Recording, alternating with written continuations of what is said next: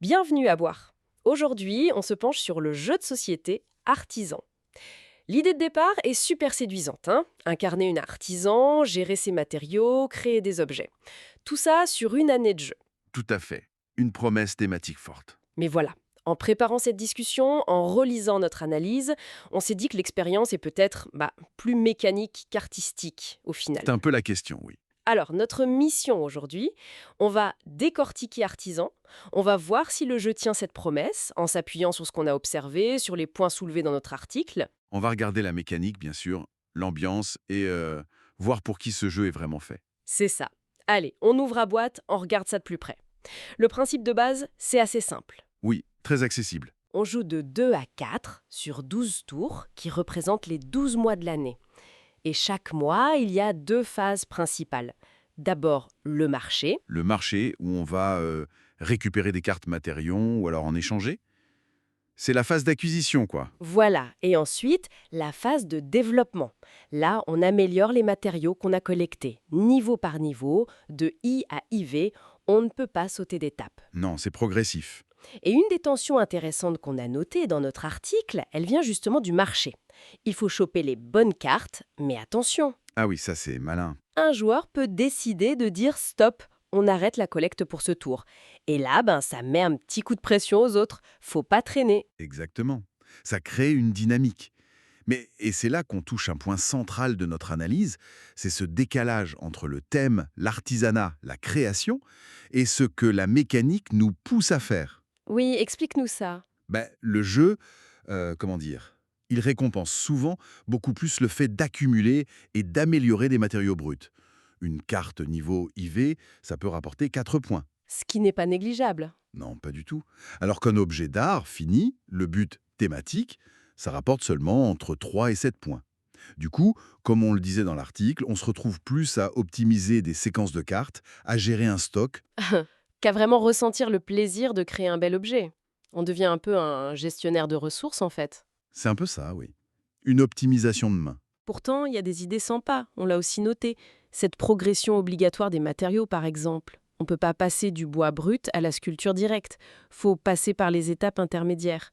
Ça simule bien l'idée d'un apprentissage, d'une maîtrise qui s'acquiert. Tout à fait, ça c'est bien vu. Et il y a aussi les profils d'artisans. Ah oui, les capacités spéciales. Chaque joueur a un petit avantage au départ, meilleur avec le métal ou le tissu. Voilà, ça donne une petite asymétrie, une petite direction de départ. C'est léger, mais ça ajoute un peu de rejouabilité. Mais alors, si on revient à ce décalage thème mécanique, il y a un autre point qui nous a marqué dans notre article, c'est l'aspect visuel. Ah, l'esthétique. Oui, C'est, comment dire, c'est propre, c'est fonctionnel, mais on trouve ça un peu froid. oui, ça manque de chaleur, c'est vrai. Les illustrations des matériaux, par exemple. Bah voilà, ça ressemble plus à des icônes, des pictogrammes qu'à des vraies matières nobles, tu vois. On est plus dans un catalogue de composants que dans l'atelier de l'artisan. C'est ça. C'est efficace pour le jeu, on comprend vite, mais ça ne nous plonge pas vraiment dans l'ambiance promise. On s'était même interrogé dans l'article sur la réalisation graphique, si elle était entièrement de l'illustrateur annoncé. Oui, c'est vrai. Et du coup, cette impression un peu froide, elle se retrouve aussi dans les interactions entre joueurs, non? Ben oui, l'interaction, elle est surtout indirecte. On est en compétition pour les cartes au marché, on peut couper l'herbe sous le pied des autres en fermant le marché. Ce qui est cohérent avec un jeu d'optimisation. Tout à fait cohérent. Mais ça renforce ce sentiment, qu'on décrivait dans l'article, d'une expérience qui est plus, je dirais presque, industrielle qu'artisanale.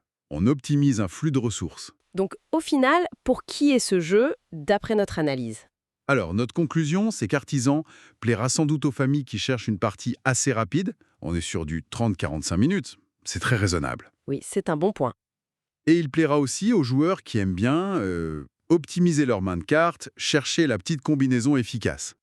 Par contre, Par contre, ceux qui cherchent une immersion thématique vraiment forte, qui veulent se sentir artisans ou qui attendent une stratégie très profonde, risquent de rester un peu sur leur faim. pour résumer les points forts qu'on a identifiés, la fluidité, la durée contenue, cette mécanique d'amélioration progressive des matériaux, C'est ça. Et les points faibles. Ah, ce thème qui reste un peu en surface, le visuel un peu fade, et puis ce déséquilibre dans les points qui valorise plus la matière première que l'œuvre finie. Alors, si on doit conclure, notre article suggère qu'Artisan, c'est un jeu qui fonctionne bien, mécaniquement il est solide, bien structuré, facile à aborder. Mais il lui manque cette petite étincelle, quoi. Oui, cette âme qui le connecterait vraiment à son thème. L'analogie qu'on utilisait dans l'article, c'était celle de l'étagère suédoise. C'est fonctionnel, c'est bien pensé, mais ça manque un peu de caractère propre. Exactement. Et ça soulève une question plus large, je trouve, pour la conception de jeux en général. Ah oui? Laquelle? Jusqu'où une mécanique, même si elle est élégante, efficace, peut s'éloigner de l'expérience, de l'émotion promise par un thème aussi riche que l'artisanat. À quel moment ce décalage, il laisse un sentiment de potentiel inexploité? C'est une bonne question. C'est une réflexion intéressante, je crois, sur ce qui fait vraiment l'essence d'un jeu, au-delà de ses règles pures et dures. Qu'est-ce qui fait qu'on s'y plonge vraiment? Une piste à méditer, effectivement.